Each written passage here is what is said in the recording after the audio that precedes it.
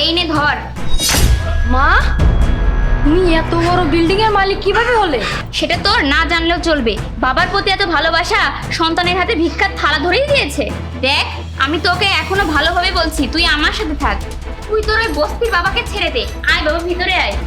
আমি তোমার সাথে থাকতে পারবো না। আমি যদি তোমার সাথে থাকি আমার অসুস্থ বাবাকে কে দেখবে? আর আমার বাবাকে ওষুধ কিনে দেবে কে? শোন, সেই চিন্তা তোর না, তুই তোর নিজের ভবিষ্যতের চিন্তা কর। তুই আমার সাথে থাকলে তোর ভবিষ্যৎ সুন্দর হবে। তুই আমার সাথে থাক। আজ থেকে আমি তোকে যা বলবো তুই তাই শুনবি। আয় ভেতরে। না না মা, আমি তোমার সাথে থাকলে আমার অসুস্থ বাবাকে দেখবে কে? যা বিয়াদব ছেলে, যা এখন আমার চোখের সামনে থেকে সরে যা। মা, তুমি এভাবে নিজের পেটের ছেলেকে এভাবে মারতে পারলে? হ্যাঁ পারলাম। যা এখন আমার বাসার সামনে থেকে সরে যা। ঠিক আছে, যাচ্ছি। এই দাঁড়াও। উষা, এই ছেলেটা কে? ওর পরিচয় কি? তুমি কি ওকে চেনো? আমি ওকে কিভাবে চিনবো? ও তো ভিখারি। ভিখারি? এই ছেলে, তুমি কে? তোমার পরিচয়টা দাও। আমি তো ভিখারি। আমি লোকের দ্বারে দ্বারে ভিক্ষা করে বেড়াই। এই দাঁড়াও, একটাও মিথ্যে কথা বলবে না। আমরা আড়াল থেকে সবটা দেখেছি। উষা, এসব মানে কি? তোমার আগে একটা বিয়ে হয়েছে, তোমার একটা ছেলে আছে।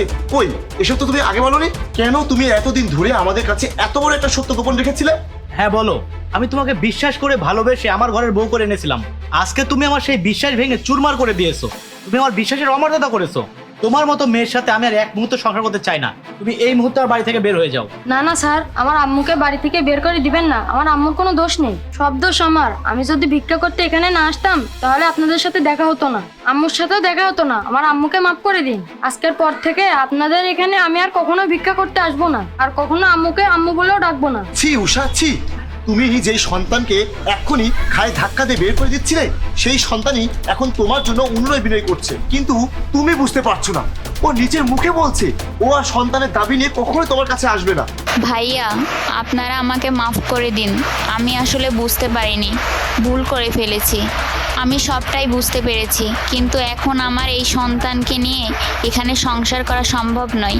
এই, তুমি আর একটা কথাও বলবে না। তুই ওকে নিয়ে আয়। আমি পরে বসেই এই বিষয়ে ঠান্ডা মাথায় তোদের বুঝিয়ে সব বলবো। চলো বাবা, আসো। শোনো বাবা, একটা কথা বলি, কিছু মনে করো না। তুমি তো ভিক্ষা করো, তোমাকে আর এই ভিক্ষা টিকা করতে হবে না। এই নাও, এখানে 1,00,000 টাকা আছে, এটা ধরো। আর শোনো বাবু, এখানে যে টাকা আছে এই টাকা দিয়ে তুমি তোমার বাবার চিকিৎসা করাবে। তারপর যেটুকু টাকা বাকি থাকবে সেটা দিয়ে তুমি একটা ছোটখাটো দোকান করে দেবে তোমার বাবাকে। এখন থেকে এসব ভিক্ষা বাদ দিয়ে তুমি লেখাপড়া করবে। তোমার লেখাপড়া করার জন্য যত টাকা পয়সা লাগে সব আমি দেবো। ঠিক আছে বাবু, তুমি টাকাটা রাখো। আপনাকে অনেক ধন্যবাদ স্যার, আপনি অনেক ভালো মানুষ।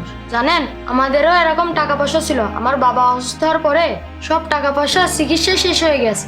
আপনাকে টাকাগুলো দেওয়ার জন্য অনেক ধন্যবাদ। আপনি যে টাকা দিয়েছেন এটা দিয়ে বাবার চিকিৎসা করবেন, তারপর যেটুকু বাঁচবে বাবাকে একটা দোকান করে দেবেন, তাহলে আমার আর ভিক্ষা করা লাগবে না। ঠিক আছে, আমি এখন যাই। আসসালামু আলাইকুম। ওয়ালাইকুম আসসালাম।